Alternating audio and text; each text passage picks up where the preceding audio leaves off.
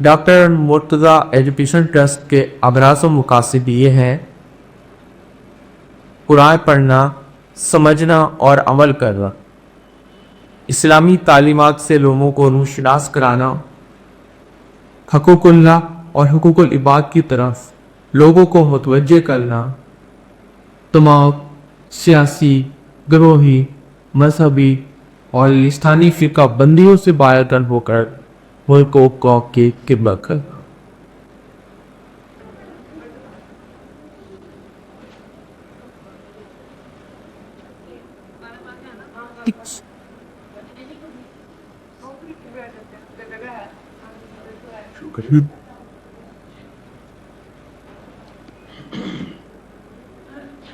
अल्हम्दुलिल्लाह रब्बिल आलमीन वस्सलातु वस्सलामु अला रसूलिल करीम मुहम्मदिन व अला आलिहि व अस्हाबिहि अजमाइन। जीरान ग्रामी अस्सलामु अलैकुम। अल्लाह का लाख लाख शुक्र है तज़व्वुर कुरान मजीद की पहली 5 सूरत है मुताला करनी। आज सूरा अल अनआम शुरू कर रहे हैं।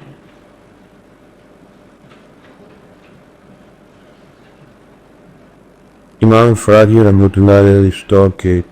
बहुत बड़े मुफस्सिर गुजरे।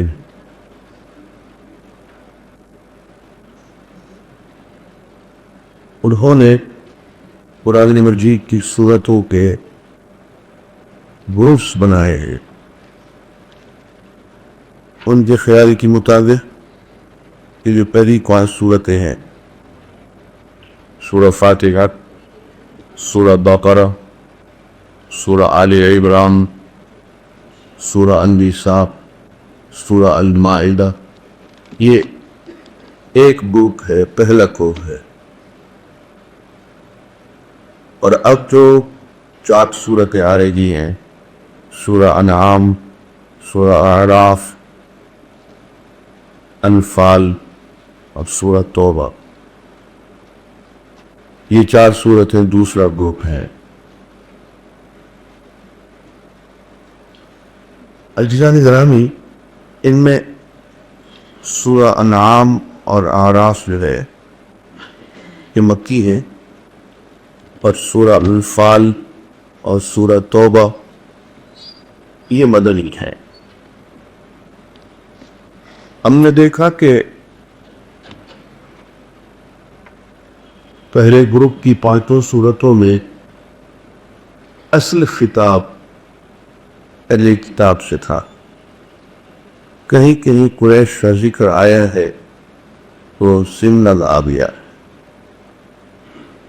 दूसरे ग्रुप में सूरत हाल बिल्कुल बरक्स है। असल खिताब कुरैश से है और कहीं कहीं खिताब अहले किताब से आ गया तो सिमनल। और आप अगर कुरान मजीद के मानी में तदक्कुर करें तो एक इतना हसीन रब्त नजर आता है कि इंसान हैरान रह जाता। अब जो दूसरा ग्रुप है, इसमें सूरा अनफाल में, सूरा अनआम में तौहीद, रिसालत और आखिरत के खूबसूरत दलाइल दिए गए। अक्ल और फितरत की बुनियाद पे आफाकी और अनफुसी दलाइल, इंसान के अंदर से भी और बाहर कायनात में से। इसने दीन को पूरी तरह से समझा दिया, दीन की बुनियाद। अगली सूरा आराफ में मुतलब्बे किया, इंजार है। उससे अगली सूरा अनफाल में जिहाद की तैयार, मुसलमानों की जो नफ्सी कमजोरियां हैं उनके इजाले की कोशिश। और उसके बाद सूरह तौबा है, सूरह बरात है, اس میں کلم کھلا ایگریمنٹ ہو قریش کو کہ تم جو مخالفت کر سکتے تھے اسلام کی تم نے کری ہے، تم جتنا زور لگا سکتے تھے تم لگا چکے، اب میدان یار، اب ہمارا مقابلہ، ہمارا فیصلہ جو ہے وہ تلوار کرے، یا تو امیر کا قبول کر لو، اسلام قبول کر لو، یا کر میدان کر کیا۔ یہ 4 صورتوں کا گوٹ ہے، اور اس میں سورہ انعام جو ہے پہلی، یہ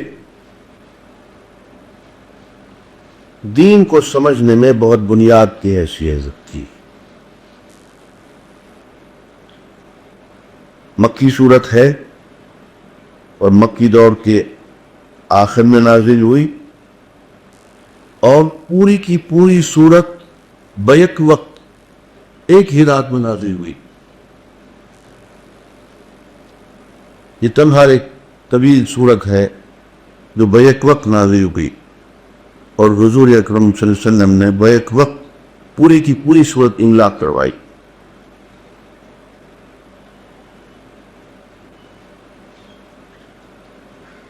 عزیزان گرامی، ذرا ذہن میں رہے کہ جس وقت یہ صورت نازل ہوئی ہے، حضور اکرم صلی اللہ علیہ وآلہ وسلم کو دعوت اور تبلیغ کا کام کرتے کرتے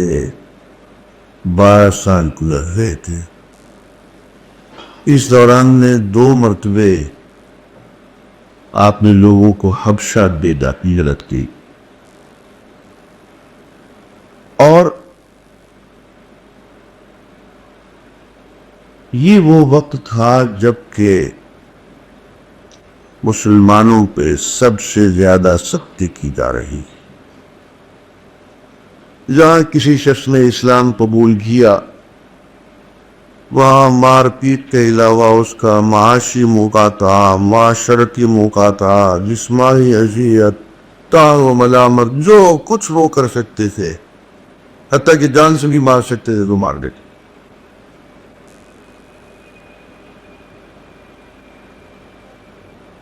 لیکن اس ماحول میں مکہ چھوڑنے سے پہلے اللہ تعالیٰ نے اہل مکہ کے سامنے عمرے کا پورا دین مکمل دلائل کے ساتھ اتمام حجت کرتے ہوئے پیش رکھی کہ یہ دین ہے اور یہ اس کے دلائل ہے، توحید کے لیے، رسالت کے لیے، آخرت کے لیے، پوری بات کھول کے بیان کر دی۔ اس سورہ میں ہم دیکھتے ہیں کہ توحید اور شرک کی حقیقت والے کر، توحید کے حق میں دلائل اور شرک و باطل ثابت کرنے میں ہدا ہے۔ عقیدہ آخرت حسین انداز میں پیش کر دی، جاہلیت اور اس کے توہمات کا پوری قوت سے رد کیا ہے، معاشرتی زندگی میں جو اصول اخلاق ہیں وہ بیان کیے، اور لوگوں کی طرف سے توحید اور خصوصاً حضور اکرم صلی اللہ علیہ وسلم کی رسالت کے بارے میں جو عام اعتراضات تھے ان کا خوبصورت جواب دے دیا ہے۔ اور اس کے ساتھ ساتھ حضور اکرم صلی اللہ علیہ وآلہ وسلم اور صحابہ کرام کو تسلی دے دی ہے کہ جو لوگ اسلام قبول نہیں داخل اس میں تمہارا قصور نہیں، ان کا قصور۔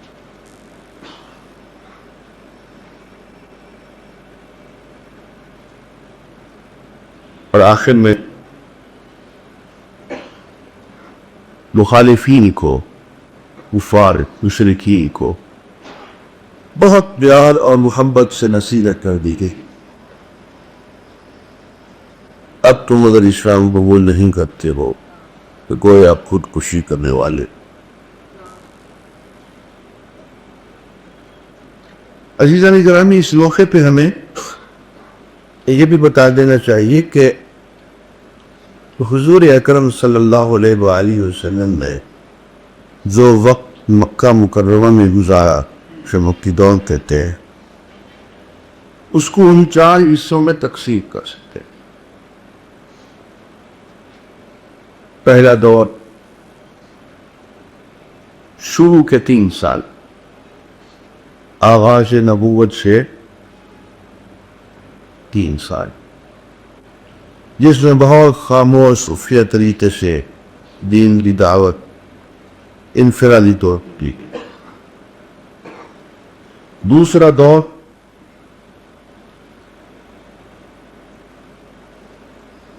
دو سال کا،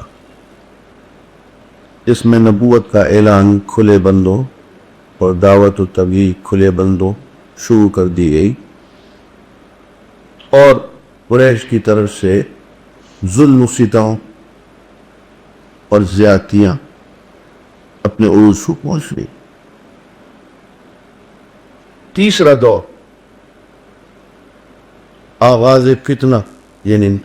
590 سے لے کے سیدہ خدیجہ رضی اللہ تعالیٰ عنہا اور ابو طالب رضی اللہ تعالیٰ عنہ کی وفات عام الحزن تک، 1090 تک، 5 سال کا دور ہے۔ یہ 5 سال کا دور انتہائی شدت کا دور،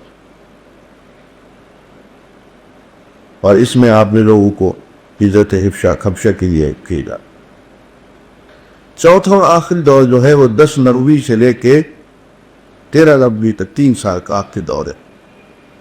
اور یہ سخت ترین دور ہے، اس لیے کہ آپ کے جو اصل مامی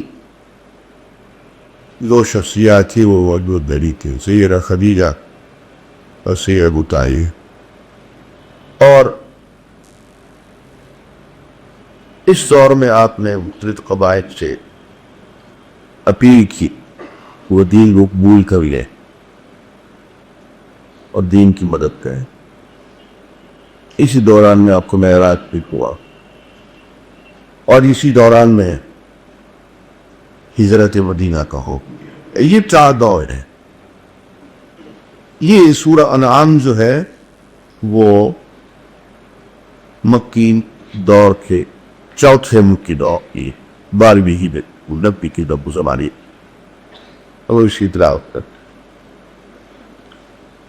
اعوذ باللہ من الشیطان الرجیم، بسم اللہ الرحمن الرحیم، الحمد للہ الذی خلق السماوات والارض وجعل الظلمات والنور ثم الذین کفروا بربهم يعدلون، والذي خلقكم من طين ثم قضى أجلا وأجل مسمى عنده ثم أنتم تمترون، وهو الله في السماوات وفي الأرض يعلم سركم وجهركم ويعلم ما تكسبون، وما تأتيهم من آية من آيات ربهم إلا كانوا عنها معرضين، فقد كذبوا بالحق لما جاءهم فسوف يأتيهم أنباء ما كانوا به يستهزئون، ألم يروا كم أهلكنا من قبلهم من قرن مكناهم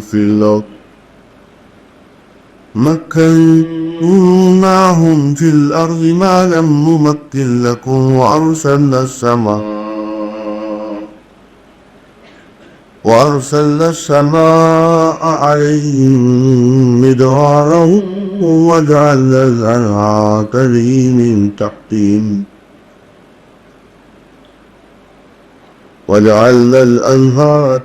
من تحتهم فأهلكناهم بالنووي وأنشأنا من بعدهم قرنا آخرين ولو نزلنا عليك كتابا في قرطاس فلمسوه بأيديهم لقال الذين كفروا إن هذا إلا سحر مبين وقالوا لولا أنزل عليه ملك ولو أنزلنا ملكا لقضي الأمر ثم لا ينظرون ولو جعلناه ملكا لجعلناه رجلا وللبسنا عليهم ما يلبسون ولقد استهزئ برسل من قبلك فحاق بالذين سخروا منهم ما كانوا به يستهزئون قل سيروا في الأرض ثم انظروا كيف كان عاقبة المكذبين قل لمن ما في السماوات والأرض قل لله كتب على نفسه الرحمة ليجمعنكم إلى يوم القيامة لا ريب فيه الذين خسروا أنفسهم فهم لا يؤمنون وله ما سكن في الليل والنهار وهو السميع العليم قل أغير الله يتخذ وليا فاطر السماوات والأرض وهو يطعم ولا يطعم قل إني أمرت أن أكون أول من أسلم ولا تكونن من المشركين قل إني أخاف إن عصيت ربي عذاب يوم عظيم من يصرف عنه يبدل فقد رحمه وذلك الفوز المبين وإن يمسسك الله بضر فلا كاشف له إلا هو وإن يمسك بخير فهو على كل شيء قدير وهو القاهر فوق عباده وهو الحكيم الخبير. عزیزان گرامی، میں نے سورہ انعام کی 3 آیت سے آیت نمبر 18 تک تلاوت. اب اس کی تفسیر انشاءاللہ